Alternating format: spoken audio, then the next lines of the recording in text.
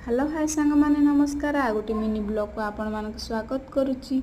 मो सांग आज बाहरी मार्केट जीव बोली हेले वर्षा आसिलानी गाड़ी आसुनी। बहुत समय है बस स्टैंड रे आसिकी बस को अपेक्षा करिछि हेले भी बस आसीनी अपराजे। तो फाइनल आम आसिक एयरटेल ऑफिस रे पहुँची गलु कारण मोर टिके प्रॉब्लम थिला सिम सेति पई।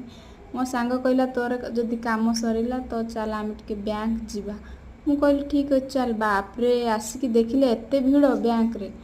तो तमिलनाडु तो से आम बेसी किसी भी जाना बैंक विषय। मो सांग जाकि किसी कथा हो तार कौन काम थिला मु आराम रे टिके फैन तले बसी पइली।